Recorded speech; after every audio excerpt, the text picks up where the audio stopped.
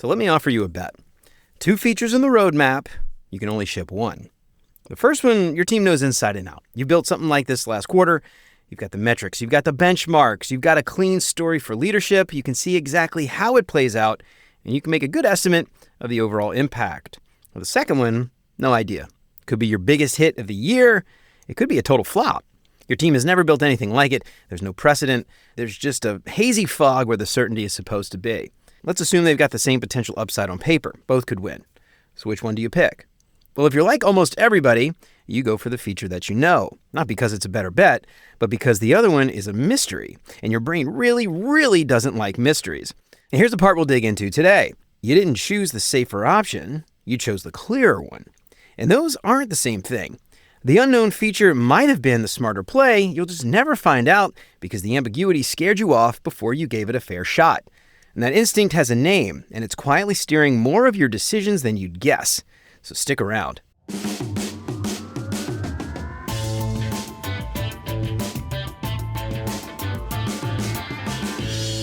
What's up, UX fam? Welcome to another edition of the Cognition Catalog, where every week or so, we'll dig into a new cognitive bias and explore how that bias can impact how our team works together and what we can do to ensure we don't get caught up in the pitfalls. Because working with people is hard, and the more insights we have into the human condition make it just a little bit easier. To learn more about the ambiguity effects, you can find more resources at cognitioncatalog.com and click the little bell down there so you get notified when a new episode drops so you never have to worry about falling for any of these cognitive biases again. And shout out to this week's sponsor, Mobbin. If your team is tired of reinventing the wheel every time a new project kicks off, well, give Mobbin a try. Mobbin gives you access to over 600,000 beautifully designed UI screens and user flows, all searchable with AI. It's the kind of tool that makes the whole team faster. So visit mobbin.com/beyondux to get 20% off Mobbin Pro and see why more design teams are making it a company-wide staple in 2026. And as always, thanks so much to Chris, Siraquan, Stacy, Radu, Megan, Andrew, John, Mark, Kevin, Jason, Michelle, Marty, Tino, Adina, and Zoe for all their support. And for more information on how you can support the show and help more people find out about what we're doing, make sure to check out beyonduxdesign.com/support. And of course, if you think the shows are sharing, then I would love it if you told some friends. So that roadmap bet isn't really a one-time choice. It's a pattern. And once you see it, you'll spot it everywhere. Hello, frequency illusion. Picture a normal planning meeting. Now, the team's deciding what to build next quarter, and 2 ideas bubble up to the top. Now, the first one, familiar territory. Maybe it's an improvement to a feature that you've already shipped. Everybody can picture it. Leadership was excited about the results last time. The estimates feel solid. The risks are known. The second one is newer. It's fuzzier. It might open up a market that you've never touched or solve a problem that nobody's cracked yet, but there's no playbook for it. The projections are just guesses, and nobody can say with confidence how it will land. So watch what happens next. The conversation will almost always drift towards the familiar one, not through some big debate, but it'll likely happen more quietly. That new idea gets some excitement at first, then a few more questions than the safe one gets. People start to ask for a little more data before we commit. Then it'll start to just slide down the list.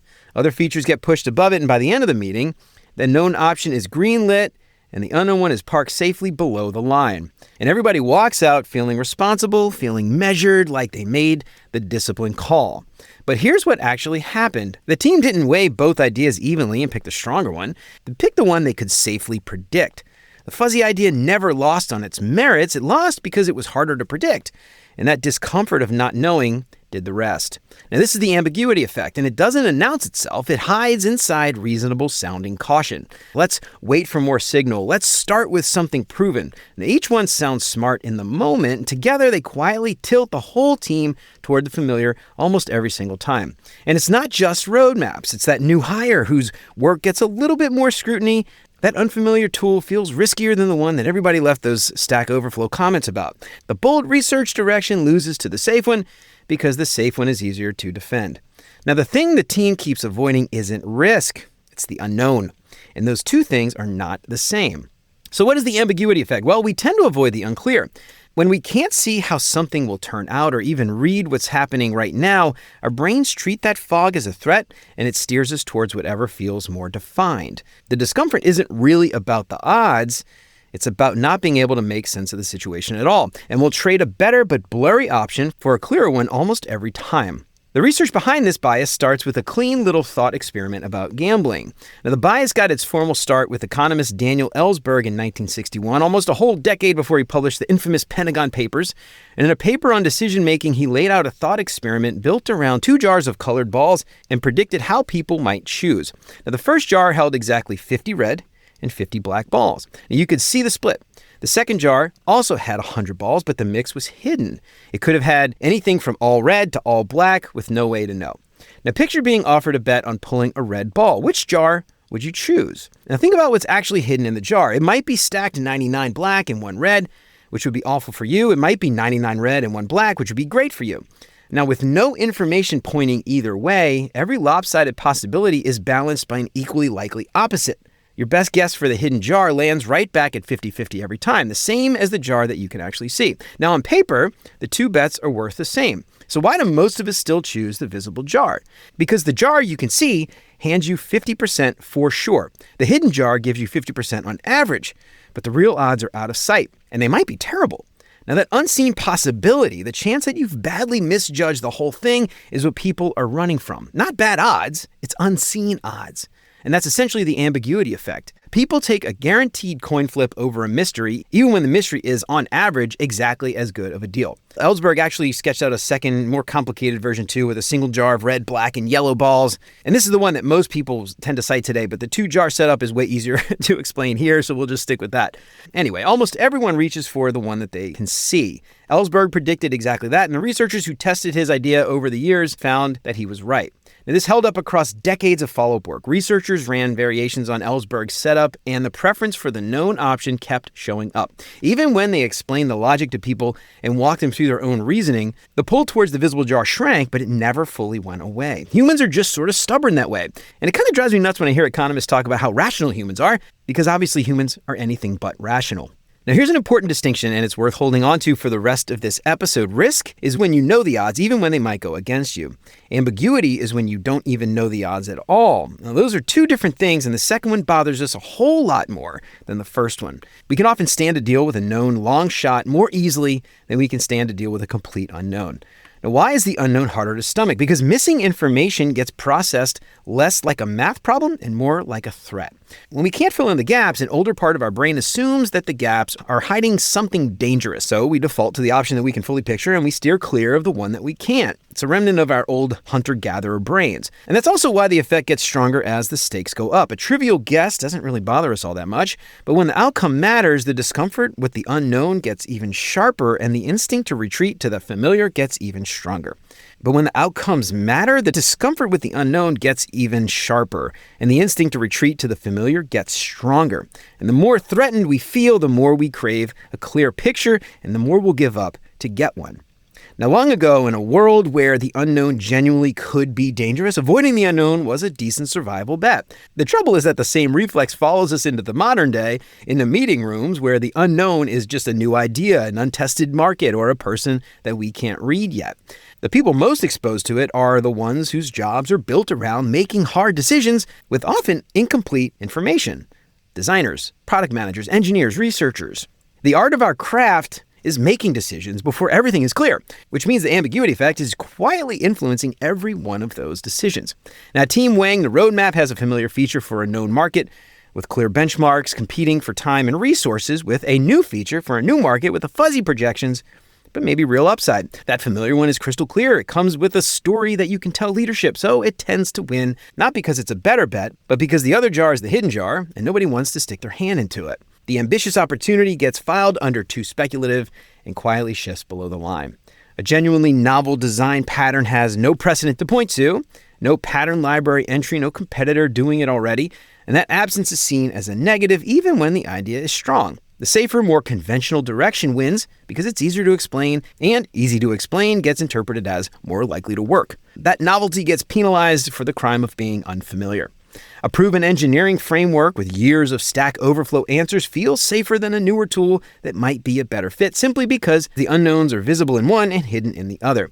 The hidden unknowns feel scarier than the known limitations, so teams stick with what they can fully see, sometimes long past the point where it actually serves them. Now, so far, this is all about ambiguous things: a market, an idea, a tool.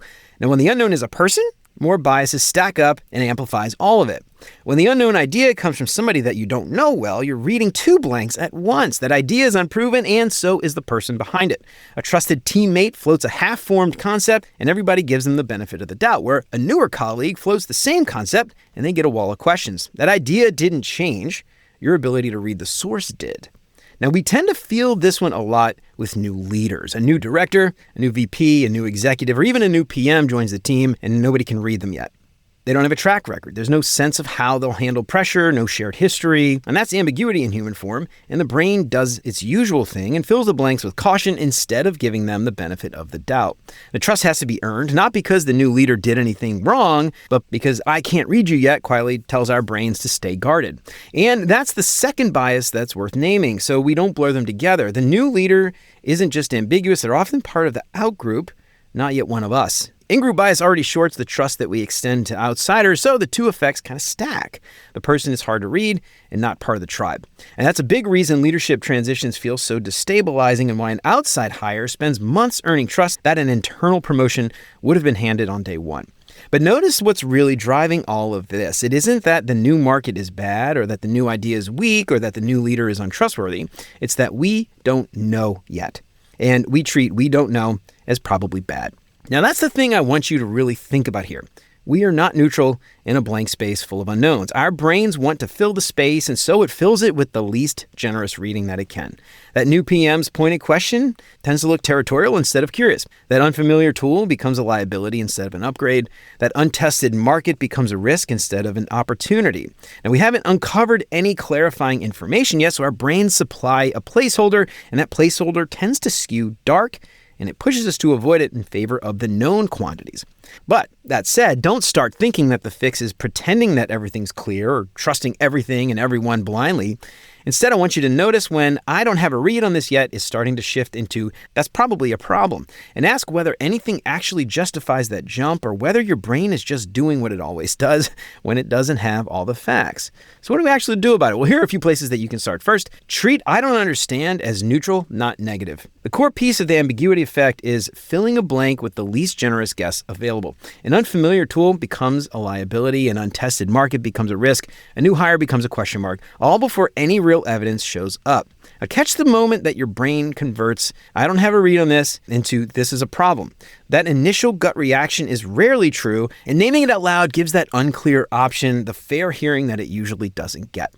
Next, separate unfamiliar from weak. A new idea has no precedent to point to, no pattern library entry, no competitor already doing it, and that absence feels like a flaw. But it's just that newness appears to us that way sometimes. Now, before you reject something for being hard to explain or hard to predict, ask whether you're reacting to a genuine weakness or only to the discomfort of not knowing. Next, give unproven people the same benefit of the doubt. An identical idea lands differently depending on who it comes from. Newer voices draw more skepticism purely because you don't know them yet. Before piling unreasonable questions and pushback onto a new teammate's proposal, ask whether you'd scrutinize it that hard coming from somebody that you trust. Now, pay extra attention with outsiders, since unfamiliarity and outsider status compound into a distrust that many of us don't intend. Judge the idea on its merits, not on how well you happen to know the person behind it. Next, extend more grace during transitions than feels natural. When a new leader arrives, the team faces maximum unknown at the worst possible time. Our initial instinct is often to stay guarded until they prove themselves. Now, the trouble is that guardedness interprets the leader's every neutral move in the worst possible light, and this makes earning your trust harder than it should be. That natural amount of grace that you extend to a newcomer is artificially low because your brain is treating unfamiliarity as a warning sign. Your gut will tell you to hold back and wait, but give a little more than that, knowing that your initial reading is skewed low by unfamiliarity alone. And then lastly, shrink the unknown instead of avoiding it. You don't have to choose between blind faith and playing it safe. When something feels too ambiguous to commit to, look for a cheap way to reduce the fog. A small pilot for the untested market, a trial run with a new tool, a low-stakes first project that lets you actually read a new hire.